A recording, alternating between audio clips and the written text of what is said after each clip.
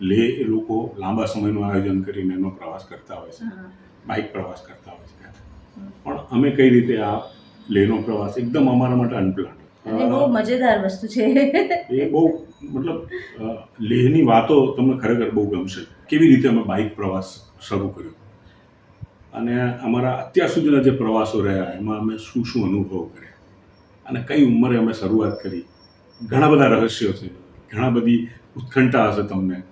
બીજી વખતની ટૂરમાં અમને એ બહુ મદદરૂપ થાય કે ભાઈ આપણે લાસ્ટ ટૂરમાં પર ડે 3500 રૂપિયા ખર્ચો થયો હોય તો હવે 10% આપણે એમાં એડ કરીને હવે નેક્સ્ટ ટૂરમાં થશે.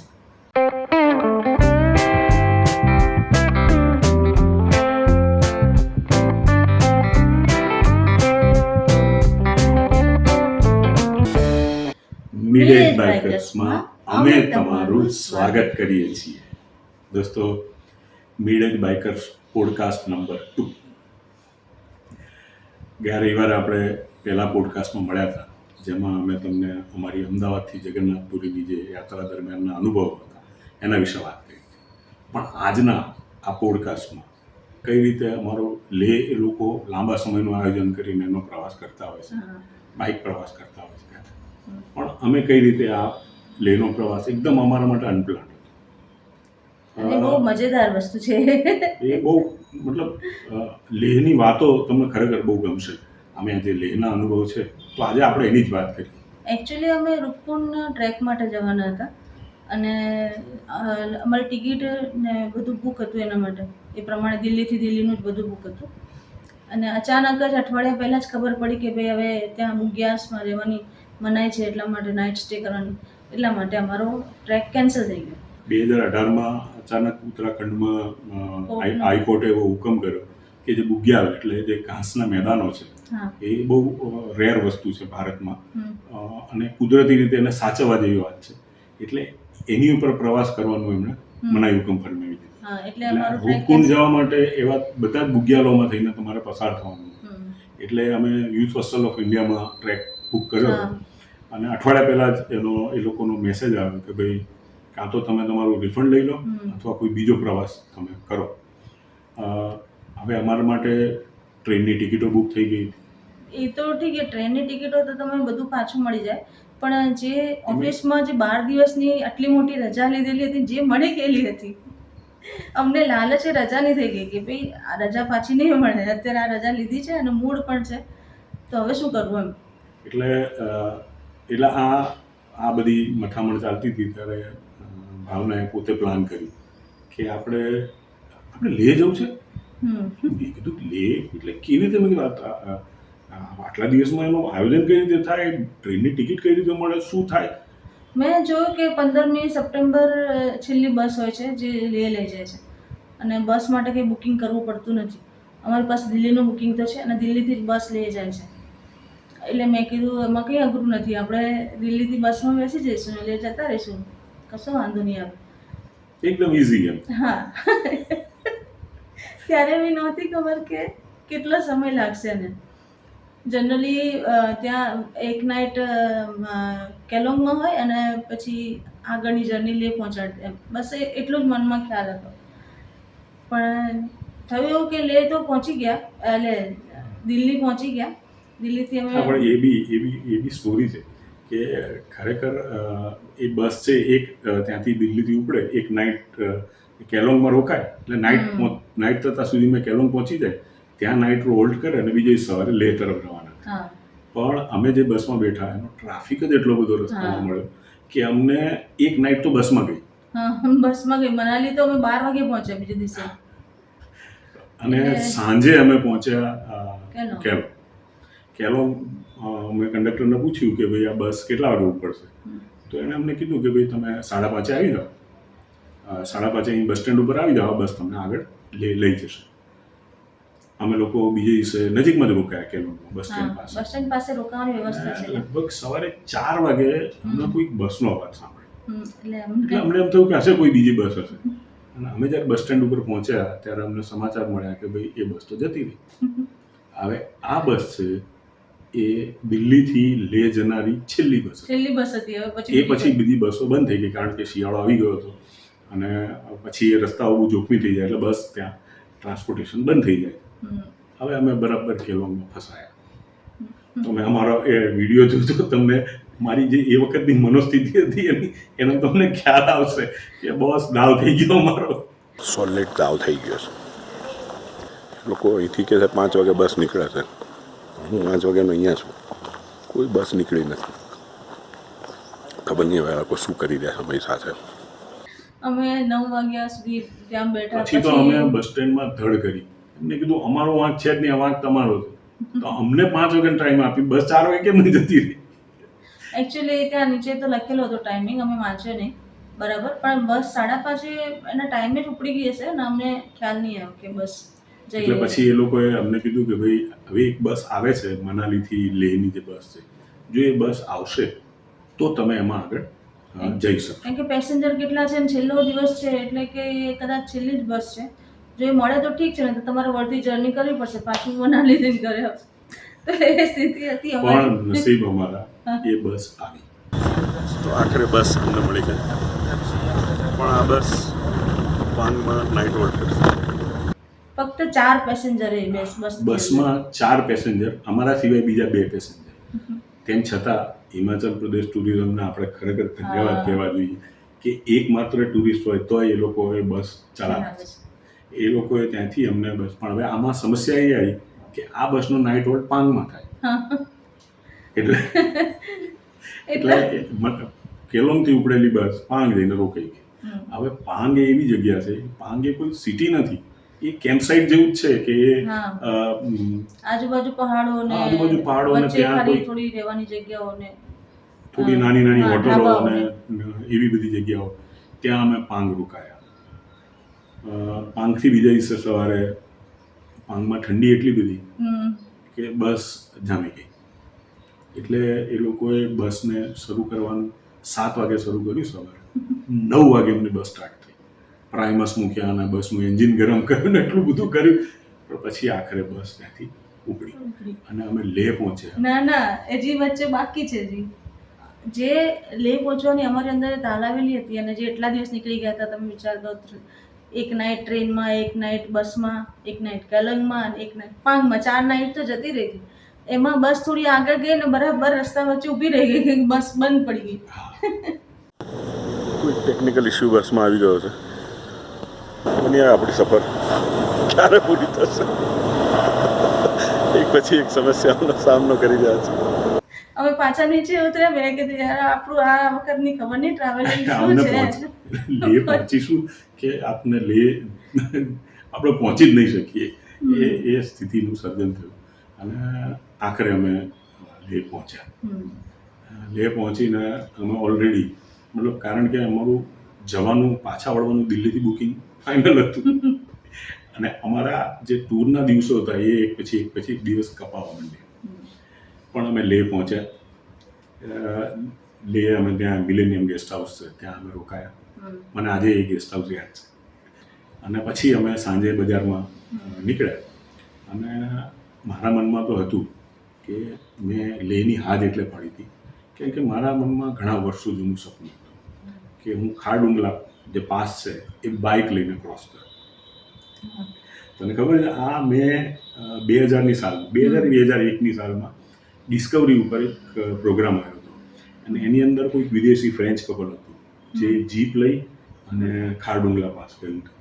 અને જે રીતે એમને ચેનથી એમની જીપને બધું ખેંચવું પડ્યું હતું, ત્યારે મને એમ હતું કે ભાઈ આ ખારડુંગલા એક બીજા દેશની જગ્યા હશે. પછી થોડું રિસર્ચ કર્યું તો ખબર પડી કે આ વિશ્વમાં ઊંચામાં ઊંચો જે મોટરેબલ પાસ છે એ ભારતમાં છે અને લેહ ખારડુંગલા છે એ લેહમાં. એટલે ત્યારથી મારા મનમાં હતું કે આ જગ્યાએ એકવાર તો બાઇક લઈને જવું છે, જે અશક્ય લાગતું હતું. પણ જ્યારે આ પરિસ્થિતિનું સર્જન થયું તો મેં કીધું આ તક ઝડપી લઈએ. હવે તમે સાંભળજો, મહત્ત્વની વાત એ છે કે આની પહેલાં મેં એનફિલ્ડ ક્યારેય મિત્રોનું ચલાવ્યું હશે તો 1.5 કિલોમીટર 1 કિલોમીટર ચલાવ્યું હશે, બાકી આ પહેલાં મેં ક્યારેય એનફિલ્ડ ચલાવી નહોતું. તેમ છતાં બી બંદા પહોંચી ગયા બિંદાસ. ત્યાં જે બાઇક જે લોકો રેન્ટ ઉપર આપે છે એને જઈને કીધું ભાઈ મારે ટૂર કરવા માટે બાઇક જોઈએ છે. તો એણે કીધું કે ઓકે કેટલા દિવસ માટે જોઈએ છે? મેં કીધું 3-4 દિવસ તો હા 3 દિવસ 3-4 દિવસ તો થશે જ એમ. એટલે એટલા કોન્ફિડન્સથી કે જાણે હું રોજ સવારે ઉઠીને મતલબ ખારડુંગલા જતો રહેતો. પણ એણે પણ મતલબ એને પણ એવું કોઈ આશ્ચર્ય ના થયું. એણે કીધું ઓકે. મેં કીધું ભાઈ કેટલી ડિપોઝિટ લઈશ? કારણ કે એ વખતે ડિપોઝિટનો જમાનો 2018. એણે કીધું કે કશું નહીં, કોઈ ડિપોઝિટ નહીં. તમને બાઇકને કંઈક ટ્રબલ થાય તો તમે અમને મેસેજ કેવડાવી દેજો, તમે બાઇક આવીને ત્યાંથી પિકઅપ કરી લેશું. તમારે કંઈ ચિંતા કરવાની જરૂર નથી. હવે ફડફડ તો મારા મનમાં થતું હતું ને.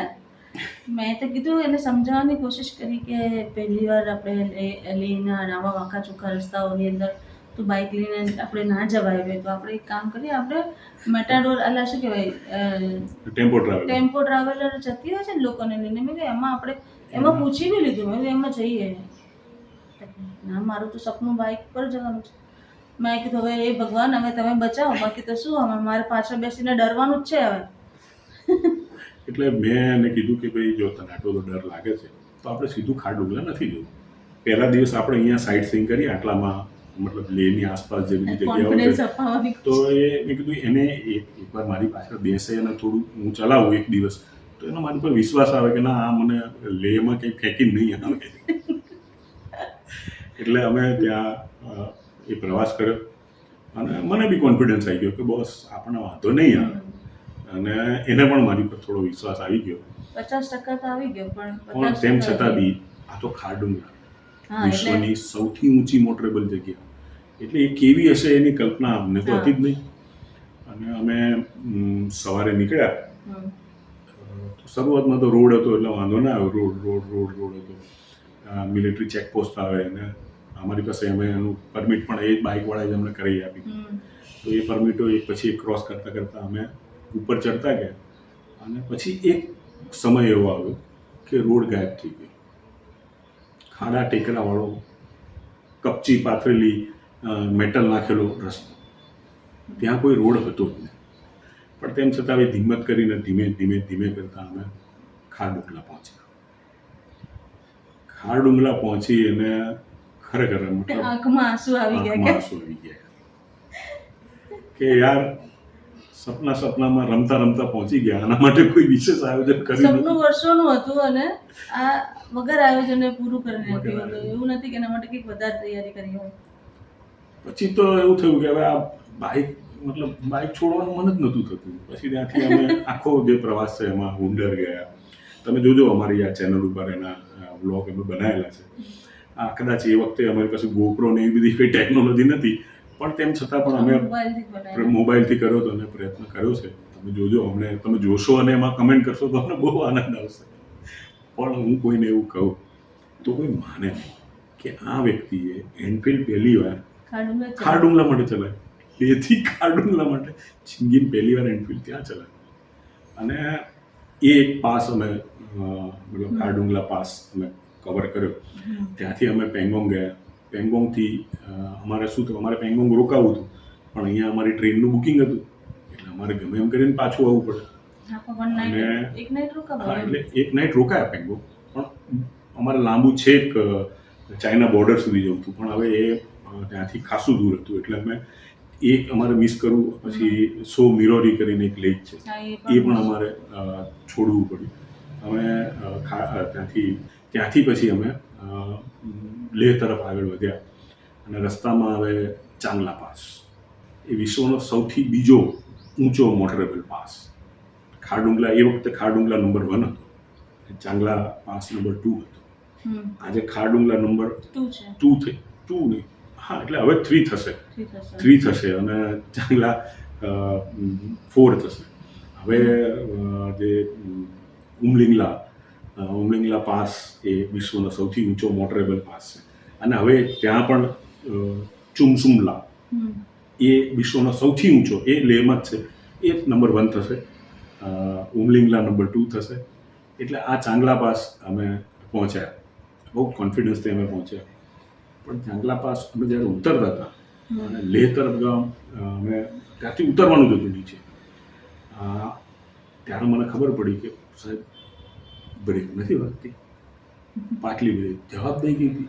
કારણ કે અમે નવા નિશાળ્યા હતા એટલે આગળ બી બ્રેક દબાઈ, બ્રેકનો ઉપયોગ બહુ આગળ પડતો વધારે પડતો કરી લીધો તો તેના લાઇનરો પતી ગયા. હવે ચાંગલાથી નીચે ઉતરવાનું, અને યાર સાહેબ તમે વિચાર કરો, જો બ્રેક ના હોય તો તમારી હાલત શું થાય. પણ આખા પ્રવાસમાં સૌથી આનંદની વાત એ હતી કે એ વખતે મારી ઉંમર 49 વર્ષ હતી અને એને 48 વર્ષ ઉંમર. તો અમે આ રીતે એકલા પ્રવાસ કરતા હતા તો ઘણા બધા ગ્રુપ્સ હતા જે અમારી સાથે મળી ગયા હતા અને એ અમારી આગળ પાછળ રહેતા. એ લોકોએ બી એક ટાર્ગેટ બનાવ્યું હતું કે આ અંકલ આંટી જિંદગીમાં પહેલી વાર આવી રીતે બાઇક ચલાવતા, અમને કંઈ તકલીફ ના પડે, એટલે એ લોકો આગળ પાછળ અમારી રહેતા. એ અમને ત્યારે ખબર પડી, પેંગોંગમાં ખબર પડી કે લોકો. હા, પેંગોંગમાં આપણે જ્યારે રાત્રે રોકાયા ત્યારે એમની સાથે ચેન્નાઈનું ગ્રુપ હતું આખું, અને હિન્દી તો જાણે નહીં અને આપણું અંગ્રેજી તૂટ્યું ફૂટ્યું, તેમ છતાં પણ એમની સાથે કમ્યુનિકેશન કર્યું અને એ લોકોએ અમને આ બધી વાત કીધી. આ જગ્યાએ જ્યારે અમે ઉતરી રહ્યા હતા ત્યારે અમે એક જગ્યાએ ઊભા રહી ગયા અને હું પકડથી બ્રેકને ટાઈટ કરું, દૂર પેલો છોકરો ઊભો હતો, એવું બહુ બધું જોયા કર્યું. પછી હું ત્યાં પહોંચ્યો, બાઇક લઈને લઈ લીધું. Uncle any problem? No problem, I will manage. તો પછી એ લોકો અમારી આગળ રહેતા હતા. હવે એ જ્યારે ઢાળ ઉતરતા હતા ત્યારે હું ગિયર, એટલે ફર્સ્ટ ગિયરમાં ગાડી ચલાવતો, એટલે ગિયરથી અને આગલી બ્રેકથી કંટ્રોલ કર્યો. સદનસીબે આગલી બ્રેક જે એની હતી એ ડિસ્ક બ્રેક હતી, એટલે એ અમને બહુ ફાયદામાં રહ્યું, કારણ આગલી બ્રેક બી લાઇનરવાળી હોત તો કદાચ એ જતું રહ્યું. માંડ કરીને અમે નીચે ઉતરીને, હાશ, આ અમારો સૌથી પહેલો જે અનુભવ છે એ આટલો ખતરનાક હતો. પણ તેમ છતાં પણ આજે બાઇક ઉપર પ્રવાસ કરવાની અમે બે જે આનંદ મેળવ્યો, બસ ત્યારથી અમે નક્કી કર્યું કે હવે તો બાઇક સિવાય આવી બધી જગ્યાએ પ્રવાસ કરવો જ નથી. અને અમે લેહનો પ્રવાસ પૂરો કર્યો. એમાં સૌથી પહેલી એનફિલ્ડની રાઈડ કરી તો એ લેહથી ખારડુંગલાની હતી. હવે આપણે આ બધી વાત કરી, બીજા આપણા જે અનુભવ છે એના વિશે વાત કરી કે ફરી ક્યારેક આપણે વાત કરીશું, કારણ કે એમાં અમારો જે નોર્થ ઇસ્ટનો પ્રવાસ છે એ પણ બહુ ચેલેન્જિંગ હતો. એમાં પણ અમે ગુવાહાટીથી બાઇક લઈ અને તવાંગ ગયા હતા, બુમલા પાસ સુધી. ત્યાંથી પછી અમે ગુવાહાટી મેઘાલય ગયા. હા, ગુવાહાટી આવીને મેઘાલય ચેરાપુંજી સુધી અમે એ પ્રવાસ કર્યો હતો. એ પણ અમારો દિલધડક પ્રવાસ હતો. એમાં પણ એ બાઇક ઓનર માનવા તૈયાર નહોતો, એને એમ જ હતું કે આ લોકો પાછા આવશે, તવાંગ નહીં પહોંચે. એને અમે અમને જોઈને જ એવું લાગતું હતું. અમદાવાદથી બુક કર્યું હતું તો બહુ જ કોન્ફિડન્સથી એને કીધું કે હા સર મિલ જાયગા બાઇક, આપ ડોન્ટ વરી. હવે એને મારા અવાજથી મારી ઉંમરની તો એને ખબર નહોતી. અમે જેમ સામે ઊભા રહ્યા નહીં ગુવાહાટી, તો પહેલાં અમને પગથી માથા ઊંધી જોયું. પછી એના મનમાં વિચાર્યું કે આ લોકો આગળ અડધે દિન પાછા જવાના છે, એટલે કીધું કે હા લઈ જાઓ ભાઈ, કોઈ પ્રોબ્લેમ, લઈ જાઓ, કોઈ અગર કોઈ પ્રોબ્લેમ હો. શું નામ હતું એનું ભૂલી ગયો ત્યારે, ઈમુ. हाँ, ये यूमू है, मैंने कहा कि भाई તમે आप जा सकते हो, कोई प्रॉब्लम नहीं, अगर प्रॉब्लम है तो मुझे कॉल कर देना, मैं आपको हेल्प पहुंचा दूंगा. એને એમ કહેવાય આ ક્યાં સુધી જશે. ના, એ બહુ સારા. એને કીધું બીજા એક છે કે તમારી ઉંમરના લોકો જાય છે, એવો કોન્ફિડન્સ બી વધારવાની કોશિશ કરી. પછી અમે ત્યાંથી નીકળ્યા, તેજપુર ગયા, પછી ત્યાં ભાલુંગપોંગ ગયા, પરમિટ ત્યાં સૌથી પહેલી અરુણાચલની એન્ટ્રી, ત્યાં અમારે પરમિટ ચેક કરવાની હતી. હવે ત્યાં છે ને બાઇકમાં થોડો બ્રેકમાં કે વ્હીલમાં પ્રોબ્લેમ થયો હતો, થોડું વ્હીલ જામ થતું હતું. એટલે મેં એને ફોન કર્યો ત્યાંથી કે ભાઈ ઈમુ આવું છે, તો ઈમુ કે આપ કहाँ से बोल रहे हो? મેં કીધું ભાલુકપોંગ. અચ્છા, ભાલુકપોંગ પહોંચ ગए તો अब तो आप तवांग जाओगे? મતલબ ત્યાં સુધી એનો ભરોસો નહોતો કે આ લોકો લઈને તવાંગ પહોંચ, એટલે મેં કીધું કે પાછા જ આવશે.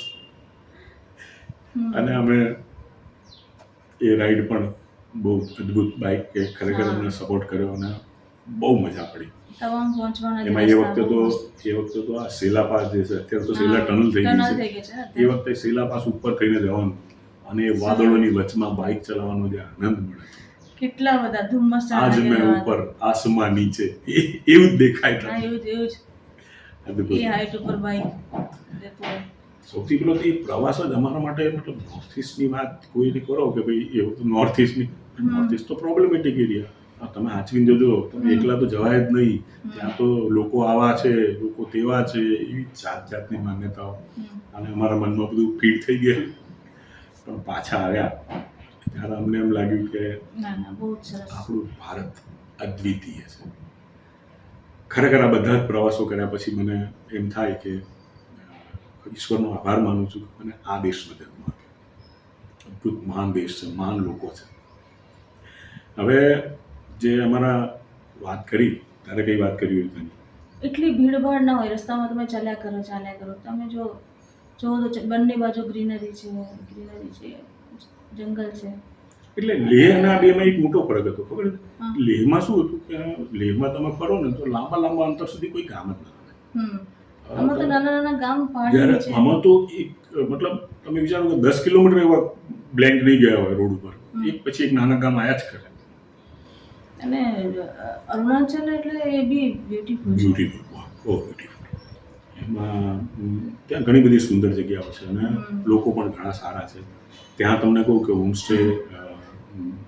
હોમસ્ટેનું બુકિંગ એનું મેં અમદાવાદથી કર્યું. તમને નવાઈ લાગશે. ત્યાં અમે પહોંચ્યા અને મેં વાત કરી તો એમને યાદ હતું કે હા અમદાવાદ સે ફોન કિયા था, है કે જગા મતલબ એ સરસ મજાનું હોમસ્ટે. એમાં અમે પહેલી વાર એમના કિચનમાં બેસીને જમ્યા અને અમને ત્યાંનું બધું આપણને ત્યાંનું ફૂડ બહુ અનુકૂળ ના આવે, વેજીટેરિયન જ હોય પણ તમને અનુકૂળ ના આવે. તો ત્યાં જે પેલા એક બેન હતા એમણે અમને એમ કીધું કે ભાઈ ત્યાં રસોઈ કરવા માટે એમણે રાખ્યા હતા. એ બેને એમ કીધું ભાઈ મને ખીચડી બનાવતા આવડે. મેં તો આશ્ચર્ય થયું કે યાર અહીંયા તમને ખીચડી બનાવો તો ખીચડી જ બનાવો, અમારે બીજું કંઈ ખાવું જ નથી. બાકી તો અમે નોર્થ ઇસ્ટમાં અમે મોટા ભાગે છે ને, હું તો મારી વાત કરું તો એની વાત નહીં કરું, મારી વાત કરું કે હું બિસ્કિટ ઉપર અને વધારે હું સલાડ બી નહોતી ખાઈ શકતી. આજુબાજુ બધા લોકો બધી જાતનું જે છે અને એનાથી ભેદ ના કરવો જોઈએ, હું જાણું છું છતાં પણ જે કેટલીક વસ્તુ છે, કેટલીક વસ્તુ તમારા મનમાં પડેલી હોય ને એટલે તમારાથી એ થઈ જ જાય કે તમે ના ખાઈ શકો. તો એવું મારી સાથે થતું હતું. એટલે જે આ બેને ખીચડી બનાવી હોય કે એમને દાળ ભાત શાક રોટલી બનાવી હોય થોડું આમ સારું લાગ્યું કે ચલો. એ પ્રવાસ કર્યો અમે ત્યાં અમે બાઇક લઈને ફર્યા. અમને ખરેખર એમ જ થયું કે આ બાઇકનો પ્રવાસ ખરેખર મતલબ આ જ રીતે આપણે કરતા રહીએ. પણ જેમને ચેન્નઈના અનુભવ થયો, હવે આપણે તમે જે સૌથી પહેલી વાત કરી હતી ને, અમે શા માટે લાંબા અંતરની બાઇક ચાલુ કરી, ટૂર જે ચાલુ કરી, એનું કારણ ચેન્નઈની ટૂરમાં સંકળાયેલું. અમે ચેન્નઈથી રામેશ્વરમ ગયા. ચેન્નઈથી બાઇક અમે લીધું હતું, અહીંથી ઘરેથી જ બુક કર્યું હતું એને. અને ચેન્નઈ ઉતરીને અમારે એ જ દિવસે બાઇક લેવાનું હતું અને એ જ દિવસે મેં બાઇક લીધું એમની પાસેથી અને નીકળ્યા. હવે એમને પોંડિચેરી સુધી તો કોઈ પ્રોબ્લેમ નહોતો બાઇક. હા, બાઇકમાં કોઈ પ્રોબ્લેમ નહોતો પણ અમે રામેશ્વરમ જે દિવસે વરસાદ બી બહુ હતો અને રામેશ્વરમથી જ્યારે દર્શન કરીને અમે ધનુષકોડી જવા માટે નીકળ્યા બાઇક લઈને. એક તો રવિવારનો દિવસ હતો, ત્યાં આગળ દર્શનમાં પણ ભીડ હતી, બધું હતું ને આખું બજાર બંધ હતું ને એ સમયમાં અચાનક જ બાઇકમાંથી ધુમાડા જ નીકળવા માંડ્યા. બેટરી કમ્પાર્ટમેન્ટમાંથી ધુમાડા. એટલે મને એમ લાગ્યું કે આ સળગી. એટલે બાઇક સળગશે એવું લાગ્યું. મેં આને કીધું તું ઉતર, મેં બાઇકને સ્ટેન્ડ ઉપર કરીને હું આગળ જતો રહ્યો. પણ એટલામાં ત્યાં જે લોકલ લોકો હતા એ આયા અને એમણે પાણી નાખ્યું ને રેતી નાખીને. ભાષાનો પ્રોબ્લેમ હતો, એમની વાત અમે નહોતા સમજી શકતા, અમે બોલી નહોતા સમજી શકતા, પણ ઈશારાથી બધી વસ્તુ સમજાતી હતી કે સમસ્યા સમજી ગયા કે આમાં કંઈક સમસ્યા છે આમની. અને એમને એ પણ ખબર પડી કે અમે રેન્ટ ઉપર લીધેલું બાઇક છે એટલે એમણે તમે એનો નંબર અમને આપો, હું વાત કરી. કારણ કે બંનેની ભાષા એક જ છે, ચેન્નઈવાળા સમજી જાય એમની ભાષા. ત્યાં એક ભાઈ ઘરે જતો રહ્યો હતો, એને ઘેરથી બોલાયો. એ લોકો એ છોકરાઓ જ જઈને બોલાઈ આવ્યા અને એણે અમારું બાઇક ત્યાં रिपेयर करी. पता नहीं अचानक बाइक में एकदम बैटरी के कंपार्टमेंट में अचानक फायर हो गया और धुआं निकल रहा था. तो थोड़ा हम तो थोड़ा डर गए कि क्या हुआ, कुछ जलेगा नहीं जलेगा. सडनली बाइक ने स्टॉप कर दिया. फिर इतने में नज़दीक में किसी को पूछा और यहाँ एक मैकेनिक मिले हैं, इनसे वो बाइक ओनर से भी बात करवा दी. लेकिन ऐसा भी होता है. પણ બાઇક ઉપર કોન્ફિડન્સ જતો રહ્યો પછી. એટલે પછી ધનુષકોડી અમે જેમ તેમ ગયા. પછી ધનુષકોડીથી રિટર્ન અમે એક જ વસ્તુ વિચારી કે ભાઈ પહેલાં ચેન્નઈ પહોંચીએ, બાઇક આપી દઈએ એનું, આમાંથી છૂટીએ. તેમ છતાં આપણે મહાબલીપુરમ રસ્તા, અમે તો ચેન્નઈથી નજીક જ હતું એટલે મહાબલીપુરમ તો અમે લીધું. અને પછી અમે ચેન્નઈ પહોંચ્યા, એના હાથમાં બાઇક સોંપ્યું અને મનમાં નક્કી કર્યું કે હવેથી આપણું બાઇક હોય તો ફરવા જવાનું, નહીં જવાનું. કારણ કે કોઈના બાઇકમાં શું પ્રોબ્લેમ છે આપણે જાણતા નથી ને આપણે ક્યાંક આવી રીતે કોઈ અકસ્માતનો ભોગ અસર. બની જઈએ એના કરતાં આપણું પોતાનું બાઇક હોય તો આપણને ખબર તો હોય, આપણું મેન્ટેનન્સ હવે જાણતા ધારો હોય. કે એ બાઇકને કંઈક પ્રોબ્લેમ થયો તો કેવા ફસાયા હોત. પણ હા. સદનસીબે ભગવાન રામેશ્વરમની કૃપા હોય કે જે હોય, હમ. આમાં પાછા ચેન્નઈ પહોંચી ગયા. અને એ શરૂઆત થઈ અમારા લોંગ બાઇક ટૂરની, જે એને કહેવાય ને કે એનું ટ્રિગર જે છે એ ઘટના બની. અમે જ્યારે આ ટૂર કરીએ છીએ તો એમાં બંનેનું એક સરખું યોગદાન હોય છે. એવું નથી હોતું કે હું પ્લાન કરું છું, હું બાઇક લઈને હા, એ રીતે. બાઇક ચલાયા કરું છું, જગ્યાઓ હું નક્કી કરું છું, આ બધું એવું નથી હોતું. એ અમે બંને જણા સાથે બેસીને આનું પ્લાન કરતા હોઈએ છીએ. અને રસ્તામાં અમે કલાકો સુધી અમે આમ મૌન હોઈએ છીએ. બીજા સાથે વાત નથી કરી. બાઇક ઉપર તો અમે અઘરું છે, પણ મનથી અમારી વાતચીત ચાલુ હોય છે. એ અમને અને ઘણીવાર અમે ફીલ કર્યું છે હા. કે બંનેના મગજમાં હા. એક સરખા જ વિચારો. એક સમયે મને એમ થાય કે પગ દુખ્યો હવે તો ઊભી રાખે તો સારું. અને ત્યાં મને સંદેશો મળી જાય અને આગળ જઈને હું મસ્તથી ઊભી રાખે અને એને પૂછ્યું કે તારો ઊભું રહેવું હતું? તો કે હા, હું એ જ વિચારતી હતી. એટલે આ પ્રકારના ભૂખ લાગી હોય, પાણી પીવું હોય, હા. તો એમાં મૌન રીતે જ વાત થઈ જતી હોય. અને એક કપલ તરીકે અમે બહુ એન્જોય કરીએ છીએ હા. Bike tour. અમે મૌનને પણ એન્જોય કરીએ છીએ. જગ્યાઓ નક્કી કરતી વખતે પણ એ બી વસ્તુ છે, જગ્યાઓ નક્કી કરતી વખતે હું મારી ગમતી જગ્યાઓ એડ કરાવું જ છું. જેમ કે મને મંદિરમાં જવું હોય તો હું એ મંદિર એડ કરાવું છું. મને જવું હોય કે કોઈ પહાડ ચડવો હોય તો હું એ એડ કરાવું. એને હિસ્ટોરિકલ પ્લેસ જોઈને એટલો બધો મોહ છે હિસ્ટોરિકલ પ્લેસનો, એટલે એ એની વાત કરે તો હું એની સાથે મારા 2-3 પ્લેસ. હજારો વર્ષનો ઇતિહાસ ધરાવે છે આપણો દેશ. અને હિસ્ટોરિકલ મોન્યુમેન્ટ જ્યારે આપણે જોઈએ ત્યારે આપણને એવું લાગે કે ખરેખર આપણે આપણા દેશને પુસ્તકોમાં મહાન ઘણા બધા લખ્યા છે, ફિલ્મોમાં પણ મહાન બતાવ્યા છે, પણ જ્યારે આપણે પોતે એ જગ્યાની મુલાકાત કરીએ ત્યારે આપણને ખબર પડે કે આ મારી કપલ તરીકેની જે કંઈ અનુભવો છે કે કપલ તરીકેનું જે કંઈ અમે એકબીજા સાથે મળીને ગોઠવીએ છીએ. હા, એક વાત ખરી કે એક વાત તો એની ફરિયાદ એ સાચી છે કે રસોઈ બનાવવાની જવાબદારી એની આવે છે. એ મને હજી નથી આવડતું. એટલે એ સ્વીકારી લઉં કે ભાઈ એ જવાબદારી મારી પર નાખી દઉં છું. જો પણ એની સામે હું પણ બાઇક ચલાવવાની જવાબદારી તારી પર જ હોય છે. એ હું નથી ઉઠાવતી. સામાન બાંધવો હોય તો તારે જ બાંધવાનું, એ હું નથી ઉઠાવતી. એ હું કોઈને બાંધવાય ના દઉં. એટલે કારણ કે એ મને આદિ કૈલાસની ટૂરમાં સમજાવ્યું કે સહેજ પણ જો તમે સામાન બાંધવામાં સહેજ પણ ભૂલ કરો તો એ તમને ખતરનાક એની કિંમત તમારે ચૂકવવી પડે. મને ખબર છે અમે કાલોડુંગીથી નીકળી ગયા ઉતાવળમાં નૈનીતાલ તરફ, અને રસ્તામાં અમારો આખો સામાન લબડી પડ્યો. પાછળ એ રીતે લબડી પડ્યો કે અકસ્માત થઈ શકે. એ તો સમયસર એ લબડતા થેલાને એકદમ મારો હાથ પાછળ ગયો તો ઊભી રાખ જલ્દી, નહીંતર આપણે પડીશું અંદર. અને એ જો ગુંજી પછી આવું ઘટના બની હોય તો 100% પડ્યા જ હોય. અને એ બહુ ખતરનાક રસ્તો હતો. એટલે એમાં જે મતલબ જે બેલેન્સની વાત છે, તમારો લગેજ તમે લઈને જાઓ છો, ભલે ને તમે લગેજ 20-25 કિલો હોય, એનો સવાલ નથી. એનફિલ્ડમાં એ તાકાત છે કે એ બધું ઉપાડી લે. એટલે એમાં સૌથી અગત્યની વાત છે એનું બેલેન્સ. એ બહુ જરૂરી વાત છે. એ જો હોય તો તમને સામાનમાં બહુ વાંધો ના આવે. એટલે એને બાંધતી વખતે ભલે થોડો સમય જાય, થોડો પરસેવો વળે, બરાબર, પણ એ બહુ જરૂરી છે. ક્યારેક આટલી લાંબી મુસાફરી કરીએ ત્યારે બધી બહુ આશાઓ સાથે કરતા હોય, એમાં ક્યારેક નિરાશાનો સામનો કરવાનો આવે બી ખરો કે જેવું આપણે ઈચ્છ્યું હોય, જેવું આપણે ધાર્યું હોય એવા સમયે કે બધું એ પ્રમાણેનું ના થાય. જેમ કે રામેશ્વરમમાં અમારી ઈચ્છા પ્રમાણેનું ના થયું જે રીતે કે બાઇકના કારણે અમે એની મજા ગુમાવી બેસીએ થોડી સમય માટે. એવું લાગે કે નહીં યાર ક્યાં આપણે રસ્તામાં ઘણું બધું આપણે ત્રિચી તો ગયા હતા, પણ આપણે ત્યાં તિરુવલ્લુવર જવું હતું, પણ એ અમારે પછી અમને પાછા વળતા એમ જ થાય કે નહીં આ ક્યાંક પાછું બગડશે તો શું કરીશું. ત્યાં પેલા મેંગ્રુવ્સ બી આપણે જવું હતું, એ પણ આપણે ટાળવું પડ્યું. કારણ કે આપણે વિચાર્યું કે ભાઈ આપણે બાઇક લઈને પહેલાં ચેન્નઈ જઈએ ને એના હાથમાં બાઇક પાછું આપી દઈએ. એટલે અમે એ વાત સાચી કે થોડા નિરાશ થયા હતા નથી, પણ સાચી વાત એ છે કે નિરાશ થયા વગર ચાલવું જોઈતું હતું.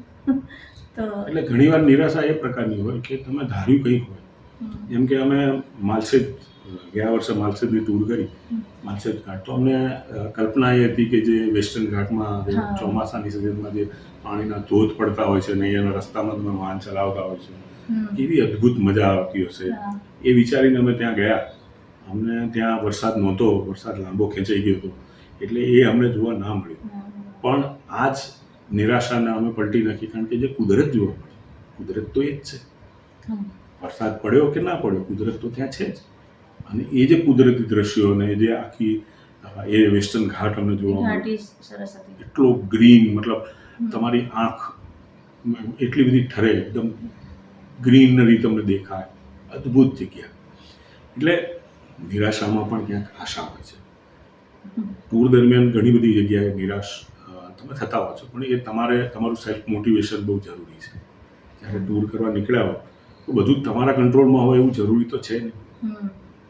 ઘણીવાર તમારા કંટ્રોલ બહારની સિચ્યુએશન હોય, ત્યારે તમારે તમારા મન સાથે, એકબીજા સાથે એકબીજાને મોટિવેટ કરવા પડે. જેમ આદિ કૈલાસમાં થયું હતું ને આપણે, કે પહેલાં એમણે કીધું કે તમને નહીં જવા દઈએ બાઇક લઈને.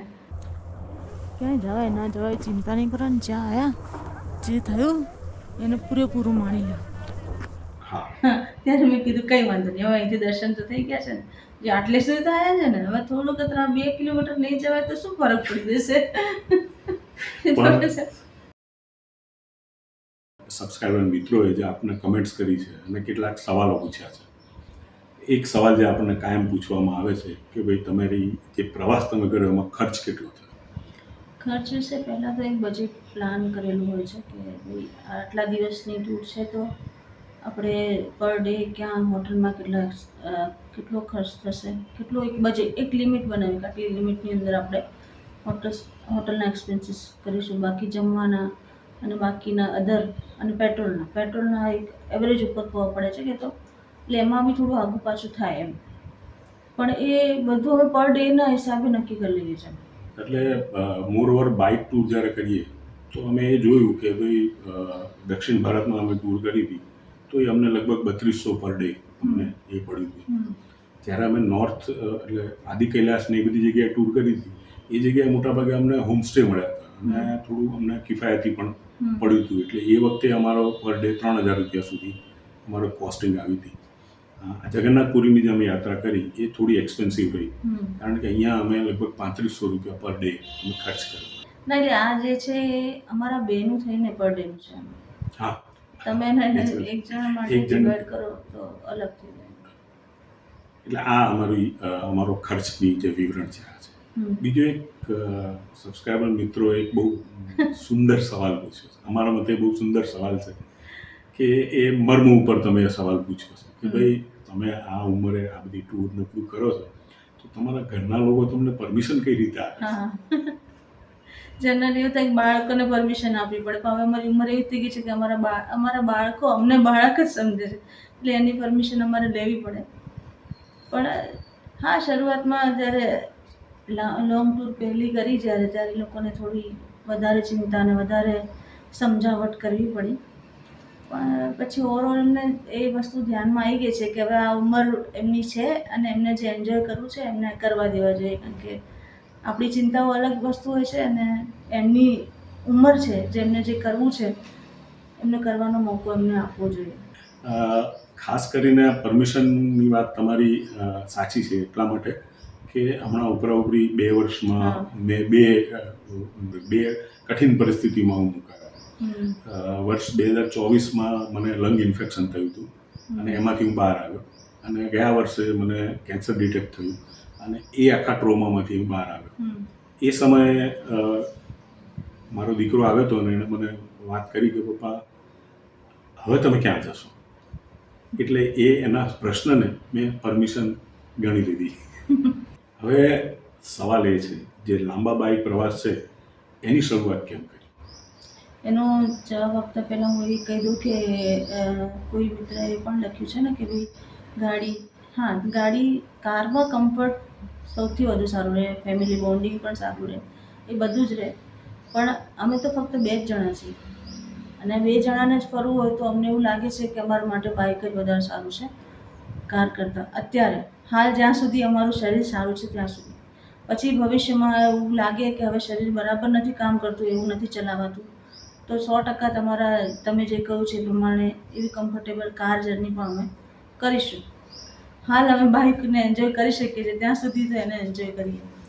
હા, પણ અમે જે પ્રવાસ કરતા હતા એમાં કોઈ એક ડેસ્ટિનેશન પહોંચી અને ત્યાં અમે બાઇક કે એવું કંઈક લઈ અને ત્યાં અમે બાઇક લઈને એ બધું જે સાઇટ સીઈંગના જે બધા પ્લેસીસ હતા એ અમે કવર કરી લેતા હતા. હા, એટલે અમે ત્યાં બસ થોડો 500 કિલોમીટર જેવું ત્યાં આગળ બાઇક ચલાવવાનું થાય, બસ એ રીતનું અમે કરતા જેથી બાઇકનો પણ આનંદ લઈ શકીએ અને ઝડપથી પહોંચીને પાછું આવી શકીએ, કારણ કે અઠવાડિયા કે 10 દિવસનો સમય તમારી પાસે હોય તો એટલામાં તમારે ટ્રેનમાં જર્ની અમુક ડેસ્ટિનેશન પહોંચી જઈએ છીએ કે રામેશ્વરમ જવાનું હોય તો ચેન્નઈ પહોંચી ગયા. તો અમે આ જ રીતે અમારે જુદા જુદા પોડકાસ્ટથી અમારા અનુભવની વાત કરીશું. અને પોડકાસ્ટ એ માધ્યમ છે કે જે માધ્યમ દ્વારા માત્ર અનુભવોની નહીં ઘણી બધી વાત થઈ શકે. કેટલાક સામાજિક મુદ્દાઓ પણ છે જેના વિશે પણ આપણે વાત કરવી જોઈએ અને કેટલાક વિચારો પણ છે અમારા જે અમને ક્યારેક એવું લાગતું હોય છે કે ક્યાંક વ્યક્ત કરવા જોઈએ અને એનું પ્લેટફોર્મ પોડકાસ્ટને અમે બનાવી શકીએ. અને જો તમને પણ કેટલાય મુદ્દાઓ તમે ચર્ચા કરવી હોય તમે 100% તમે લખી શકો કે આપણે કયા એવા મુદ્દા છે જેની આપણે ચર્ચા કરવી જોઈએ. રાહુલ સાંસ્કૃત્યાયનનું એ જે એમની પુસ્તકમાં લખ્યું છે ગાફિલનો એ શેર જે અમારો એમ કહેવાય કે અમારી ચેનલનો એક મંત્ર છે. તો એમનો જે શેર છે, સૈર કર દુનિયા કી ગાફિલ જિંદગાની ફિર કહા, અગર જિંદગાની રહી તો ये नौजवानी फिर कहा. તો દોસ્તો આપણે ફરીથી આવા કોઈ પોડકાસ્ટ ઉપર પ્રોમિસ તો નથી કરતો પણ જોઈશું. અમને તમારો જો પ્રતિસાદ સારો હશે, તમે સારી કોમેન્ટ્સ કરી હશે તો શક્ય છે કે અમે આના પછી બી એક પોડકાસ્ટ નંબર 3 શરૂ કરીએ. હા, એક વાત કહેવાની રહી ગઈ. અમારો આ વિડીયો બને એટલા મિત્રો સાથે શેર કરજો અને જો તમે આ વિડીયો જોઈ રહ્યા છો અને અમારા સબસ્ક્રાઈબર નથી તો તાત્કાલિક અમારા સબસ્ક્રાઈબર થઈ જવા વિનંતી. આપ સૌનો સપોર્ટ અમારામાં એક નવું જોમ પેદા કરે છે. તો અત્યારે રજા લઈએ. આભાર.